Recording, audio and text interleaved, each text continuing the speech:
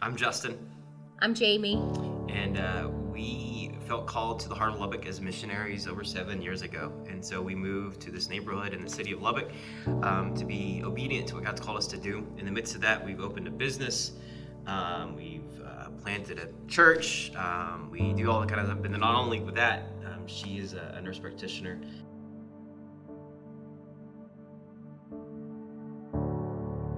Probably the most recent time that I can remember personally that I was in a wilderness is when my dad died last year. He was healthy and we were all on vacation together, and he got sick and then he died a month later. So it was very unexpected and don't really know all the answers or the whys. We sat at his bedside day and night contending and praying for healing, and had a huge community of prayer warriors praying. And I've just never been in that situation before, to where you pray for something really big and you believe wholeheartedly that you're going to get the miracle, and we didn't get it.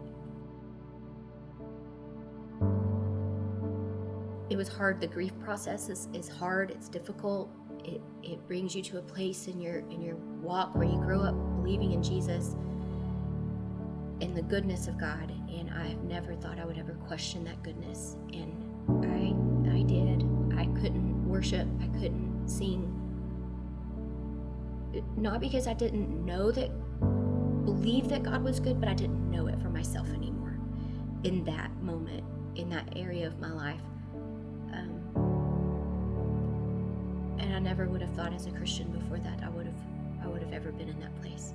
I think where I had enough sanity just to cling to what I knew was good, like what was true. There's a friend in our church family, and he talks a lot about that worship is a time where sometimes you may not feel it, you may not think it or believe it, but there's other people in the same room that at that time they do. And so there's moments where we are worshiping God. There's moments where you're singing and you are singing over the person beside you. And so I remember moments like that where I was sitting and my church family was singing over me in moments where I maybe couldn't sing myself.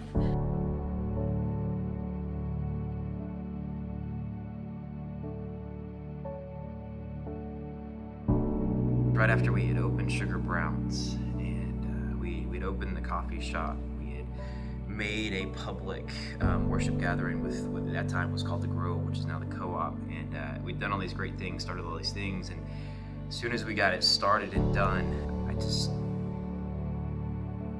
done.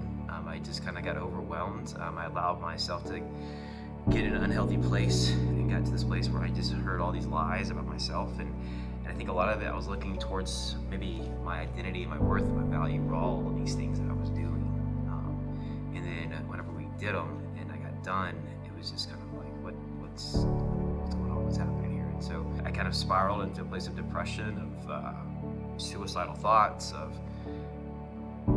all those places. And that's kind of, for me, been the biggest, probably, wilderness desert I've ever been in my life.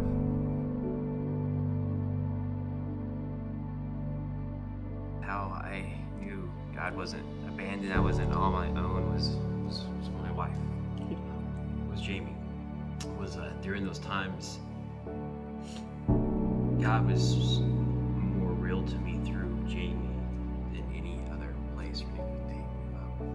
And so along with Jamie and my family and my spiritual family, community, was where I just knew that I wasn't alone. I have learned just a whole new element of God's character, and it's something beautiful that I would never understand about God until you go through it.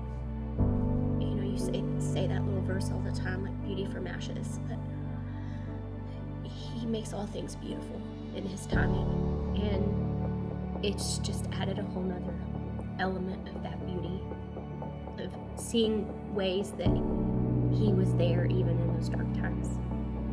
God's not really concerned about what you're doing for Him. He's more concerned about who you are being with Him. And so for me, the biggest thing is my being with Jesus is the first and foremost of anything. And there can be some cool stuff that we get to do out of that. But I think for me, for a long time, my identity, my worth, my value were all about the things that I do. And I gotta go do these things for God. And I think God just invited me into this place of like, no, your identity and your worth and your value don't come from anything that you do, but it comes from who you are as my son. My breakthrough isn't just my breakthrough, it's our breakthrough. Yeah. Not even ours, it's my girls, my kids' breakthrough, it's my community's breakthrough. And so breakthrough, whenever you come through that time, isn't just for yourself, but it's for the people around you. They experience the same breakthrough and the character of who God is by being in connection and relationship and community with you.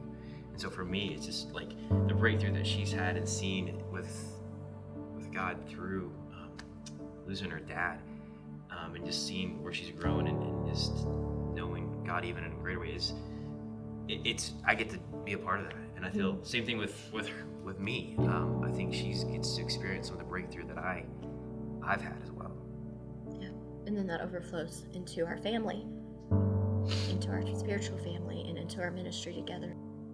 I would encourage that person that feels stuck to be vulnerable of their place of weakness and to not take it as a sign that they're not spiritual enough or they're not doing all the good things, but to acknowledge that they need Jesus, they need people, and to just be consistent and to be steady, because breakthrough's coming. I mean, God is a God of promises. We can trust his character. It's not in our timing, and we don't always understand, but goodness is coming, and we just have to trust that. We have to rest in that promise. Your relationship with Jesus just keeps on getting better and better. It seems like for me in my life, every desert, every wilderness has led to a greater depth of intimacy and growth in my relationship with Jesus. And so in those places of desertness and wilderness and all those things, know that it's hard and it's difficult, but I trust that God uses those things.